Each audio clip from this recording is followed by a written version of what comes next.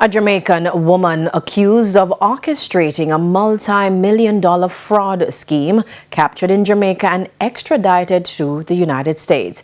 She now faces multiple fraud and money laundering charges, acquiring over 32 million US dollars. Romardo Lyons has our story.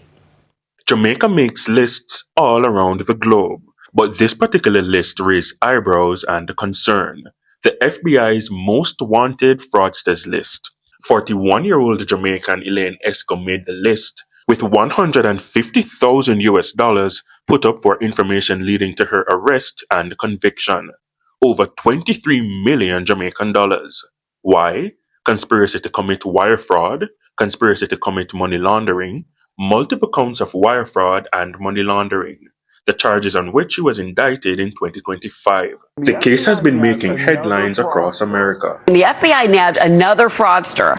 They arrested this woman, 41-year-old woman in Jamaica, after a federal manhunt. Prosecutors allege this Elaine Esco helped obtain over $32 million. After escaping the country, agents have been looking for Elaine Esco for nearly 2 months. She's accused of helping to fraudulently obtain more than 32 million US dollars in pandemic relief funds through fake businesses and forged financial records. That's over 4.9 billion Jamaican dollars. The US Attorney General says she allegedly stole critical relief funds intended for legitimate businesses during the COVID-19 pandemic. US authorities say she fled 2025 after failing to appear in court.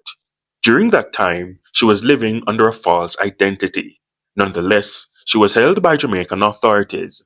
Following her arrest, the 41-year-old was extradited to South Florida on Saturday.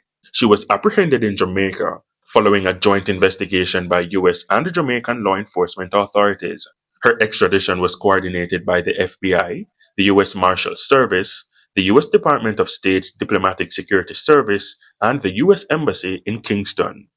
Romardo Lyons, TVJ News.